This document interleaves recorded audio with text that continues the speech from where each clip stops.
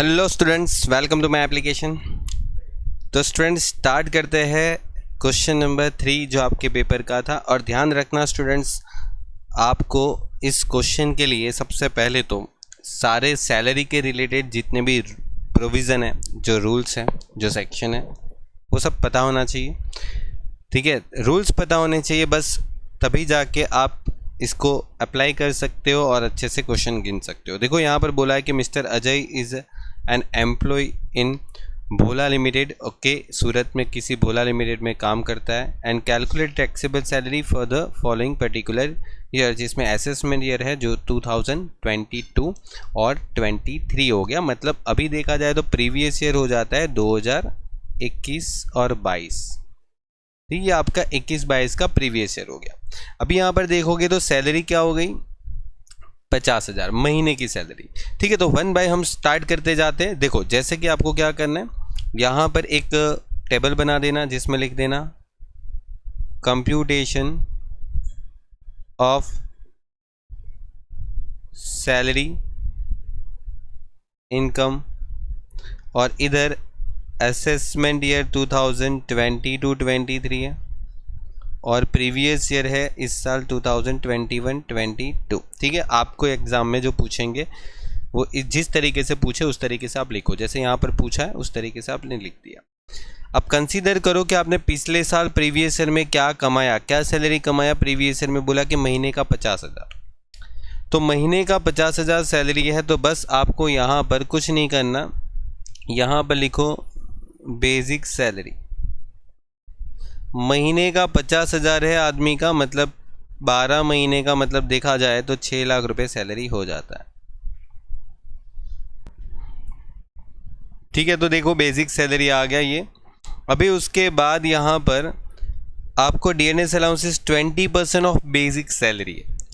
तो आपकी basic salary का 20% है डीएनएस अलाउंसेस। तो आपने 6 लाख की सैलरी कमाई ना, उसका 20% कर दो, तो 1,20,000 आपका डीएनएस अलाउंसेस हो गया। फिर आपको 1 मंथ का बोनस मिलेगा, तो वो बोनस लिख दो क्योंकि ये भी टैक्सेबल होता है। 1 महीने का बोनस हो गया 50,000। फिर उसके बाद एजुकेशन अलाउंसेस मिला 3,000 रुपये। और उसके बाद कितने बच्चे, देखो he has 4 children studying in school. Education allowances 3,000 मिला ना, और एक सेकेंड, पर मंथ है ना, अच्छा पर मंथ 3,000 है। तो देखो एजुकेशन अलाउंस जो है वो 3,000 रुपीज़ पर मंथ है, तो इंटू 12 करो। ओके, तो 36,000 रुपये उसका क्या हो जाएगा, एजुकेशन का अलाउंसेस हो जाएगा। अब यहाँ पर एक रूल्स है, अब ये रूल्स मैंने सिखाया था आपको कि इसमें एग्जेम्पशन मिलता है। कितना एग्जेम्पशन मिलता है, 100 रुपीज़ पर मंथ, मतलब 12 महीने का मल्टीपल करेंगे, और मैक्सिमम 2 चाइल्ड। भले उसके 4 बच्चे हैं, कोई फ़र्क नहीं पड़ता, अपने को 100 रुपये महीने का और 2 बच्चे का ही एग्जेम्पशन मिलेगा। तो यहाँ पर 2400 हो गया, और ये माइनस कर दो, 36,000 माइनस 2400 कितना आ जाएगा, 33,600। ठीक है, चलिए उसके बाद अभी आपको यहाँ पर देखा जाए तो यूनिफॉर्म अलाउंसेस है 600 रुपये।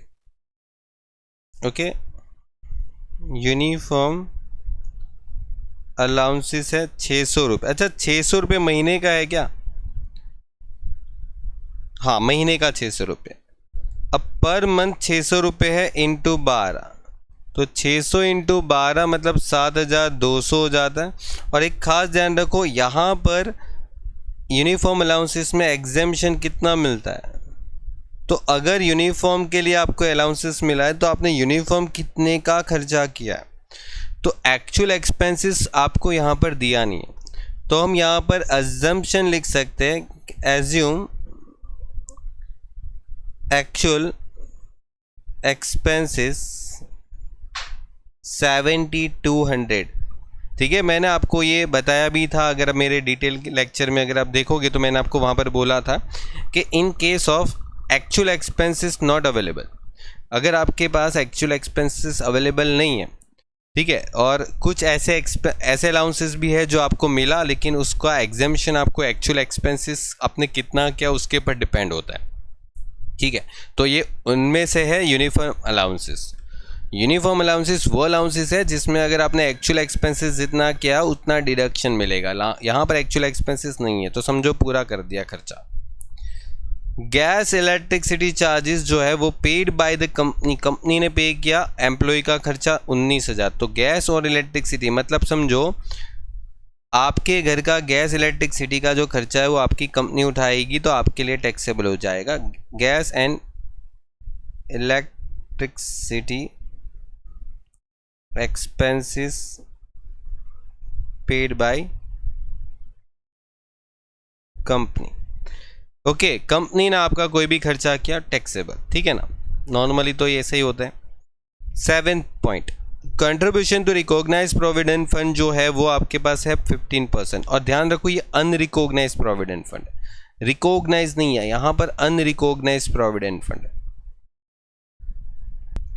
अब देखो यहाँ पर यूनिवर्सिटी ने है ना ट्विस्ट किया था, आपके पास बुक्स में जितने भी क्वेश्चन है ना उसमें रिकॉग्नाइज रिकॉग्नाइज रिकॉग्नाइज वर्ड है, ये अनरिकॉग्नाइज आपको बोला है, अनरिकॉग्नाइज प्रोविडेंट फंड। अब अनरिकॉग्नाइज प्रोविडेंट फंड में उसने खुद भी कंट्रीब्यूशन दिया, चलो उसका तो वैसे भी हम कुछ कंसीडर नहीं करते, लेकिन कंपनी ने अगर कंट्रीब्यूशन दिया है तो क्या वो एम्प्लॉय के लिए टैक्सेबल होगा? बोला कि नहीं, नॉट टैक्सेबल फॉर एम्प्लॉय। यहां पर कंपनी का कंट्रीब्यूशन टैक्सेबल नहीं होता। अगर ये रिकॉग्नाइज होता है ना तो 15% में से 12% एग्जेम्प्ट हो जाता, बचा 3%, वो 3% एम्प्लॉय के लिए टैक्सेबल हो जाता अगर ये रिकॉग्नाइज होता तो अनरिकॉग्नाइज है तो टैक्सेबल नहीं होता। नोट्स लिख के आना, मतलब नोट लिखना है आपको, unrecognised provident fund not taxable in the hands of employ. चलो, concessional food provided by the company 10 rupees per meal and he had 220 meal in a year and company bear 80 per meal. Okay, यहां पर आपको एक और provision याद रखना, देखो आपको 220 बार कुछ खाना खिलाया कंपनी ने, है ना, देखो, और उसको 80 रुपये का खर्चा हुआ कंपनी को, मतलब आपको खाना खिलाने के पीछे कंपनी ने 80 रुपये का खर्चा किया। तो यहाँ पर फूड फैसिलिटी, ओके, अगर आपको फूड फैसिलिटी देने के लिए कंपनी ने 220 बार आपको खाना खिलाया 80 रुपये का, तो 220 इंटू 80 मतलब 17,600।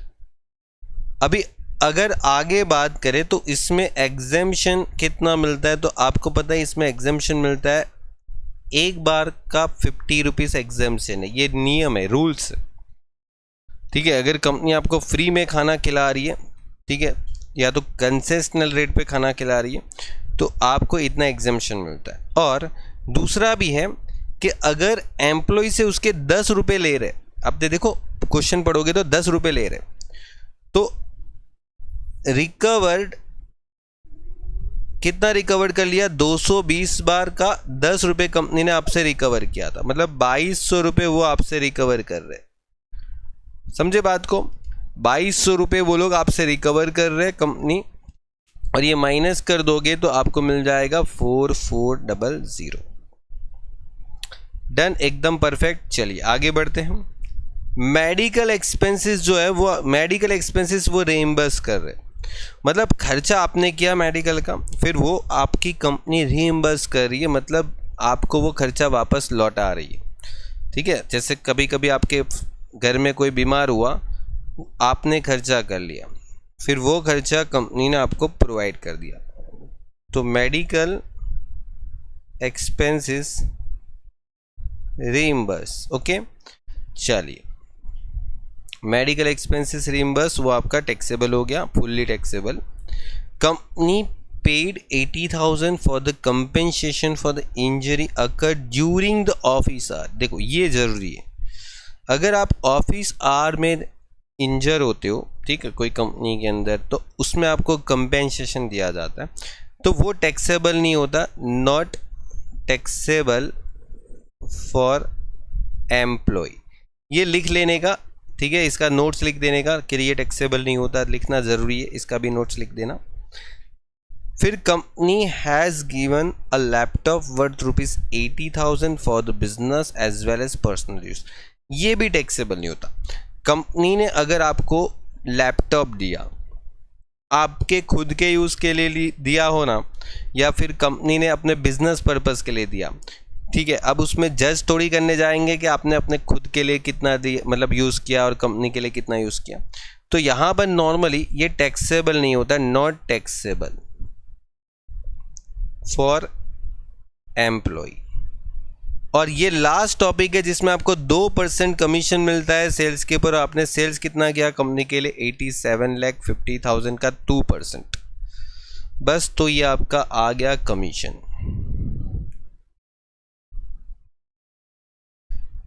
ठीक है, ये 2% कमीशन 1,75,000 आ रहा है, ठीक है, 87,50,000 का 2%। देखो अभी तक का जितना भी मैंने पेपर करवाया ना, ठीक है, उसमें मुझे सबसे इजी अगर सैलरी का क्वेश्चन लगा ना, तो इस पेपर का लगा।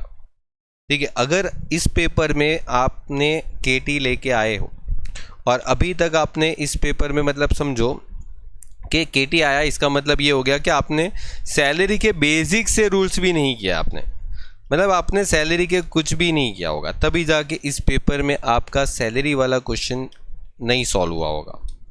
बिकॉज कुछ था नहीं, नथिंग, कुछ भी नहीं था इसमें। देखो ग्रॉस सैलरी आ गया, ग्रॉस सैलरी कितना है, ग्रॉस सैलरी 10,50,000 है। अब उसमें 50,000 का आपको पता ही है क्या मिलता है, स्टैंडर्ड डिडक्शन। ठीक है, अब आप खुद चेक कर लो कि यहाँ पर सैलरी कितनी आती है, 10 लाख।